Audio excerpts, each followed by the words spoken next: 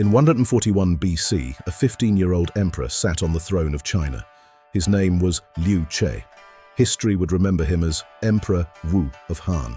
At first, he inherited a powerful kingdom, but by the end of his reign, he had transformed it into something much larger. An empire that pushed north against the Xiongnu, an empire that opened the road to Central Asia. An empire whose capital, Chang'an, became one of the greatest centers of politics, culture, and wealth in the ancient world. And this is the story of how one ruler changed the direction of Chinese history, not by defending what he had, but by deciding that Han China would no longer live in fear. Before Emperor Wu, the Han dynasty had already survived dangerous beginnings. The dynasty was founded after the fall of Qin, when China had been exhausted by war, rebellion, and harsh rule. The early Han emperors understood one thing clearly: the empire needed peace. It needed recovery. It needed grain in the fields, money in the markets, and stability in the villages. So for decades, Han rulers used a cautious policy. They lowered taxes. They avoided unnecessary campaigns. They tried to restore the strength of the people. But there was one problem that peace could not solve: the Xiongnu. To the north of China, across the open grasslands, the Xiongnu built a powerful nomadic confederation. They were fast. They were mobile. They were skilled horsemen. They did not fight like the armies of the settled world. They appeared at the frontier, attacked, and disappeared into the steppe before a slow infantry army could catch them. For the early Han court, the Xiongnu were not just a border problem. They were a strategic nightmare. China had cities, farms, walls, and roads. The Xiongnu had horses, open space, and speed.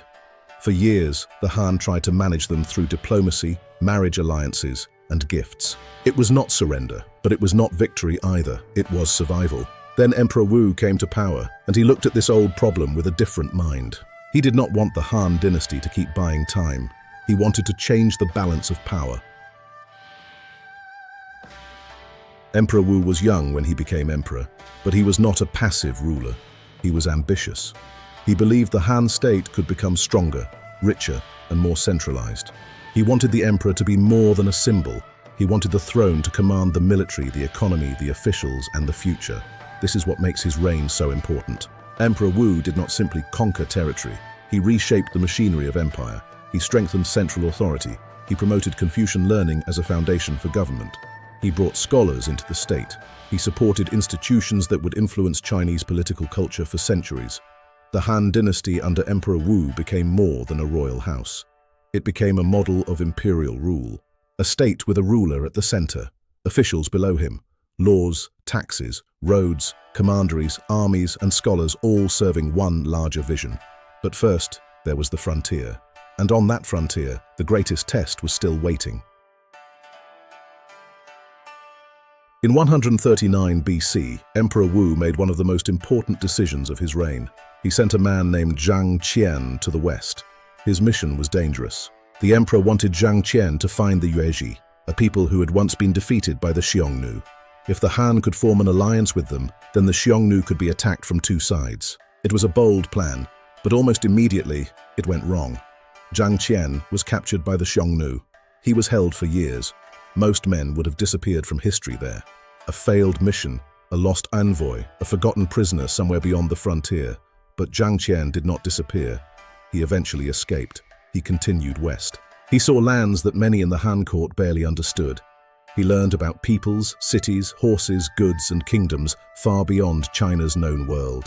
When he finally returned to Han territory, he did not bring back the military alliance Emperor Wu had wanted. In one sense, the mission failed, but in another sense, it changed history. Because Zhang Qian brought back knowledge, he told the Han court that the world to the west was not empty. There were powerful states, there were wealthy markets, there were strange products, new horses, and distant civilizations. The Han court began to see that beyond the deserts and mountains was a wider world. And Emperor Wu realized something important. The West was not only a place of danger, it was a place of opportunity. This is where the story begins to expand beyond war. Because the struggle against the Xiongnu was not only about military victory, it was also about geography. Whoever controlled the corridors leading west could control movement, trade, diplomacy, information, horses, alliances. The key was the Hexi corridor. This long passage, lying between desert and mountains, connected the Chinese heartland to the regions of Central Asia. For the Han Dynasty, it was a gateway. For the Xiongnu, it was also a strategic zone. If the Xiongnu held it, they could threaten Han frontiers and block Western contacts. If the Han held it, they could push their influence far beyond the old border. So Emperor Wu moved from defense to offense. Han generals launched campaigns deep into frontier regions. One of the most famous was Wei Qing. Another was Huo Kubing, a young general whose speed and daring became legendary. Under their leadership, Han armies struck at the Xiongnu with a new kind of confidence. They did not simply wait behind walls, they rode out. They carried the war into the steppe. They attacked Xiongnu forces, broke their power in key regions, and opened the way toward the west. For generations, the Xiongnu had shaped Han policy through pressure. Now the Han Dynasty was changing the equation. It was no longer just reacting, it was advancing. The Han victory over the Xiongnu was not one single battle, it was a long struggle. It required money, horses, soldiers, supplies, and political will. It demanded an empire strong enough to fight across enormous distances, and it came at a cost. Campaigns were expensive. Frontier expansion placed heavy pressure on the people. Taxes and government monopolies became part of the larger system. Emperor Wu's achievements were magnificent, but they were not light. This is one of the most important truths about powerful civilizations. Greatness often has a price. The Han Dynasty reached a new height under Emperor Wu, but the road to that height was built with ambition, discipline, and sacrifice. At the center of this empire stood Chang'an. Today, we know the area as Xi'an, but in the age of Emperor Wu, Chang'an was one of the great capitals of the ancient world. It was not only a seat of government, it was a symbol. From Chang'an, orders traveled to the frontiers. From Chang'an, envoys were sent to distant lands. From Chang'an, officials administered one of the largest and most sophisticated states of its time. The city was a political center, a cultural center, an economic center, and increasingly, a world-connected center. As Han influence moved west, new goods and ideas began to travel. Silk moved outward. Horses came inward. Merchants, diplomats, and envoys followed routes that would later become known as the Silk Road. The Silk Road was not one single road. It was a network, a chain of routes across deserts, mountains, oases, and cities. But during the Han period, especially under Emperor Wu, China's official contact with the West took a major step forward. The world was becoming connected in a new way, and Chang'an became one of the great starting points of that connection. Imagine being a person in Chang'an during this period. You hear reports from the north. The Xiongnu are being pushed back. You hear reports from the west. There are lands beyond the desert with cities, kings, and extraordinary horses. You see more officials, more soldiers, more movement, more ambition. The empire feels larger than before. The world feels larger than before. And at the center of it all stands one emperor, Emperor Wu. He was not remembered as a quiet ruler. He was forceful. He was determined. He could be severe, but he was one of the most consequential emperors in Chinese history. He understood that military power, economic policy, ideology, and geography were connected. To defeat the Xiongnu, he needed armies. To support armies, he needed revenue. To manage revenue, he needed a stronger state. To strengthen the state, he needed officials and a political philosophy that could support imperial order, so he elevated Confucianism. This did not mean Han government became purely gentle or purely moral. The state still used law, administration, punishment, taxation, and command, but Confucian ideals gave the empire a language of order: ruler and subject, family and state, education and service, moral authority and political hierarchy. This combination shaped Chinese government for centuries. In many civilizations, power is built by the sword alone, but the Han Dynasty under Emperor Wu shows something different. Power was also built by memory, by writing, by ritual, by education, by the idea that an empire needed not only soldiers, but trained officials. This is why Emperor Wu's reign matters so much. He did not only expand borders, he helped define what an East Asian empire could look like. A centralized state, a scholar official tradition, a capital connected to distant frontiers, a military strong enough to challenge steppe power, a civilization confident enough to look beyond its old horizons. The scale of Han expansion during this era was extraordinary. In the north, Han power challenged the Xiongnu. In the west, contact with Central Asia increased. In the south, Han influence expanded into regions that had not always been firmly controlled by the central state. In the northeast, Han power reached toward the Korean peninsula. This was not a small kingdom becoming slightly larger. This was the creation of an imperial world, an East Asian order in which Han China became the central power. The empire did not control everything forever. No empire does. But under Emperor Wu, the Han dynasty reached a level of influence that changed the map of Asia. It created patterns that later dynasties would remember. The idea of the Chinese empire as a great continental power, the importance of the northwest frontier, the importance of Central Asian horses, the importance of routes leading toward the west, the importance of a capital that could command distant territories. All of these became part of the historical imagination. But every great story has a shadow. Emperor Wu's later years were not simple. His reign was long, and long reigns often carry both achievement and exhaustion. The campaigns, the building projects, the centralization, the searches for immortality, the court struggles, and the burdens of empire all weighed heavily on the dynasty. The same ambition that made the Han powerful also created strain. That is what makes Emperor Wu such a fascinating figure.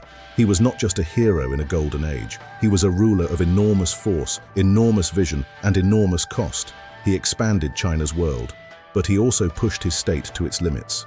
He defeated enemies, but he demanded much from his people.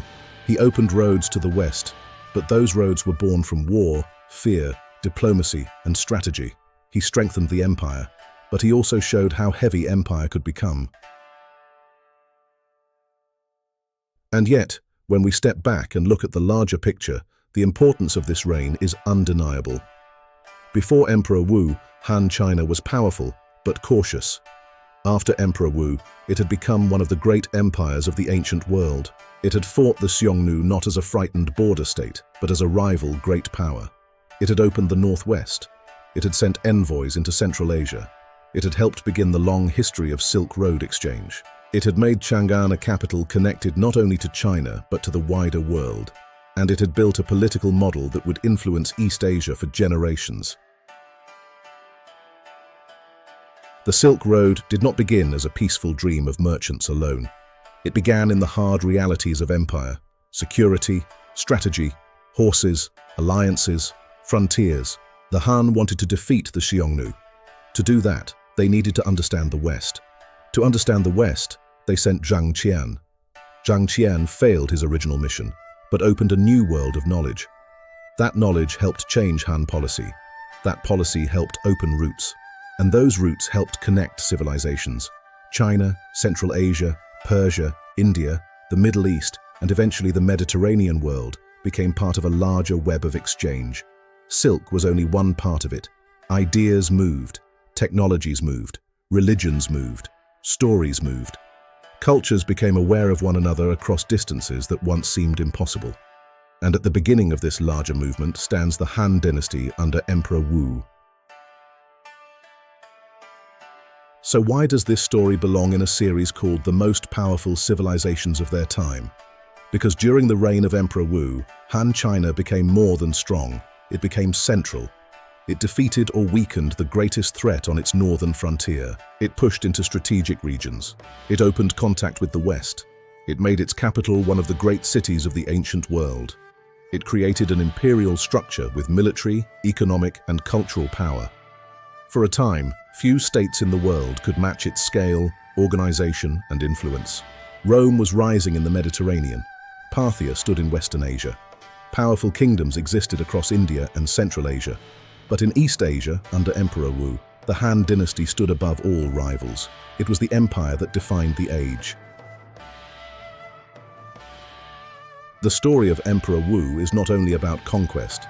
It is about a civilization discovering the size of its own ambition. It is about a young emperor who inherited a frontier problem and turned it into a world strategy. It is about a prisoner envoy who returned with knowledge that changed history. It is about generals who rode beyond the old limits of Han power. It is about a capital city that became a center of politics, culture, economy, and international connection. And it is about the moment when China stepped onto the stage not only as a kingdom in East Asia, but as one of the greatest empires of the ancient world. In 87 BC, Emperor Wu died. His reign had lasted more than half a century. The empire he left behind was larger, stronger, and more connected than the one he had inherited. The Xiongnu threat had not vanished forever. No frontier problem disappears so easily, but the balance had changed. The Han Dynasty had shown that it could strike back, it could expand, it could organize, it could imagine a world beyond its borders. And that imagination changed history, because from the wars of the frontier came the roads of exchange. From the search for allies came knowledge of the West. From the ambition of one emperor came a new imperial order in East Asia. This was the age of Han Wudi, the age when Han China became an empire, the age when Chang'an looked west, the age when the Silk Road began to take shape, and the age when one of history's most powerful civilizations reached one of its greatest heights.